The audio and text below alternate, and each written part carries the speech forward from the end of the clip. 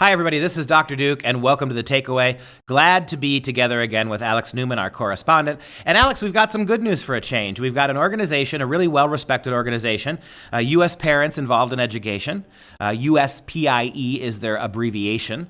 And they have come up with a really coherent plan to get rid of the Federal Department of Education. What's going on, Alex? Well, yeah, they're calling it the blueprint to end the U.S. Department of Education and all federal education mandates. So it's basically a very simple, short, sweet plan for how to abolish this monstrosity that's been helping to destroy education in America for generations now. You know, Reagan promised he was going to get rid of it. Trump talked on the campaign about getting rid of it, and so now it's time to actually get it done. And so what this plan does, it gives a sensible step-by-step strategy for how this can be done. It's it's not brain surgery. It's already been presented to a number of legislators, and I understand there's some support for it in Congress.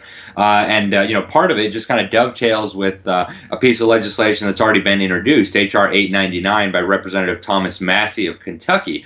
Really one of the greats in Congress, and there's not a whole lot of them. And this bill would shut down the Department of Education. And so what this blueprint does, it kind of just adds a little bit of the meat to the bones, so to speak, on the mechanics of shutting it down and making sure that this doesn't turn into some fiasco where I heard one analyst compare it to cockroaches fleeing when they turn the lights on, right? So we want to make sure that all these different programs and offices don't just get spread out across the federal bureaucracy. They need to all be shut down. And so this blueprint aims to do that. Does the USPIE program, and in full disclosure, you and I are both on the board, right, Alex, of USPIE. We're proud to be part of the organization.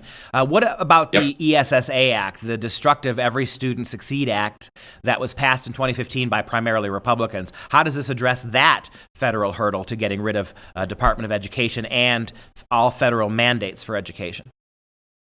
Well, it's actually one of the key elements of this. You know, when they say all federal mandates, ESSA falls under that. I know you and I have talked a lot about ESSA. I've written about it a lot over on the Newman report at FreedomProject Media. And so the ESSA is just an abomination piled on top of an abomination. It's just horrible in every sense.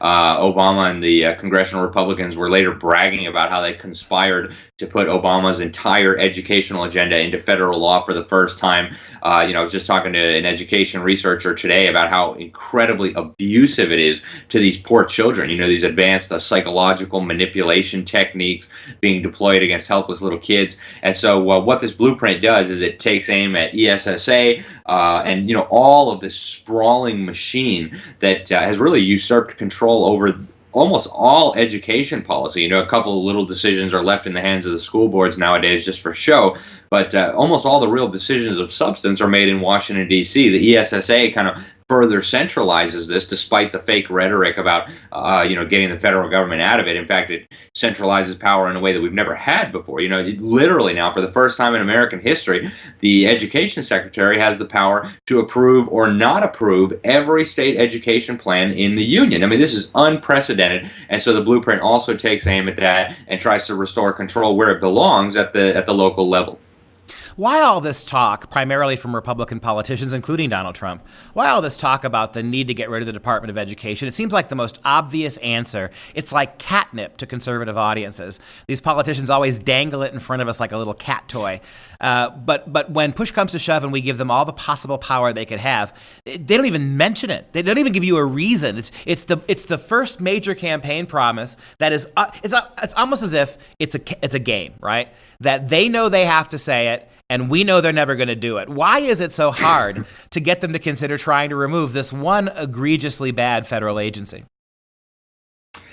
Well, I think it was Ronald Reagan, and despite his flaws, he had a lot of good rhetoric, and I think it was Ronald Reagan who said there's nothing so permanent or close to eternal life as a government program. It really is hard to get rid of government programs and agencies once they're established, because then you get the concentrated interests that fight to preserve that. You get the U.S. Department of Education has been very successful at this, at making everybody dependent on them, right? So now something like 10% of a lot of state education budgets comes from the federal government.